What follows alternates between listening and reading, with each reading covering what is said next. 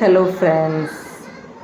குழந்தைங்க ஸ்கூல் விட்டு வந்தால் ஈவினிங் ஏதாவது ஒரு டிஃபன் செஞ்சு கொடுக்கணும். ஆலக்கரண்டி பணியாரங்க, சிகப்பு சோளம். இதில் ஃபுல்லாக அயன் சத்து நமக்கு அப்படியே கிடைக்குங்க. இது நம்ம தாத்தா பாட்டி வீட்டில் நம்ம செஞ்சு சாப்பிட்ருப்போம். செம்ம டேஸ்டியான சோள பணியாரங்க. ஆலக்கரண்டியில் செய்கிறது அவ்வளோ ஒரு டேஸ்டியாகவும் இருக்கும். சாப்பிட்றதுக்கு சாப்பிட்டுக்கிட்டே இருக்கலாம் போல் இருக்கும். ரொம்ப சாஃப்டாக மெத்துன்னு இருக்குங்க, நல்லாயிருக்கும். இதை எப்படி செஞ்சுக்கலான்னு பார்க்கலாம். ஒரு கப்பு நம்ம சோளம் எடுத்துக்கணுங்க. சிகப்பு சோளம் எடுத்துக்கணும், அப்போ தான் நல்ல டேஸ்ட்டாக இருக்கும். ஒரு கப்பு பச்சரிசி, அரை கப்பு துவரம்பருப்பு போட்டுக்கலாம், 1/4 கப்பு உளுந்து, வெந்தயம் 1 ஸ்பூன் போட்டு நல்லா 5 மணி நேரம் இதை நல்லா ஊற வச்சிடணுங்க.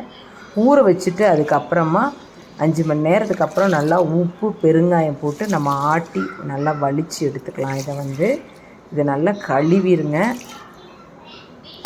இதை நம்ம ஆட்டி எடுத்துகிட்டு வந்துட்டோம். இதை ஒரு மணி நேரம் போட்டோம் அப்படின்னா லைட்டாக புளிச்சிக்கும்.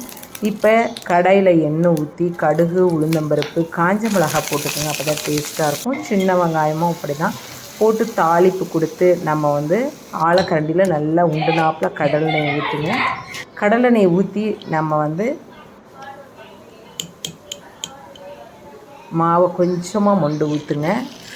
இந்த ஆலக்கரண்டி சிவப்பு சோள பணியாரம் அவ்வளோ ஒரு டேஸ்டியாக இருக்குங்க. இதுக்கு சட்னி பார்த்திங்கன்னா சாம்பாரும் வச்சுக்கலாம், எல்லா டைப் ஆஃப் சட்னி, கார சட்னி, மல்லி சட்னி எல்லாம் வச்சு சாப்பிட்டுக்கலாம். சூப்பர் டேஸ்டியாக இருக்குங்க இந்த ஆலக்கரண்டி சிவப்பு சோள பணியாரம். நீங்கள் சாப்பிட்ருந்தீங்க சின்ன பிள்ளைல அப்படின்னாக்கா கமெண்ட்டில் சொல்லுங்கள். தேங்க்யூ.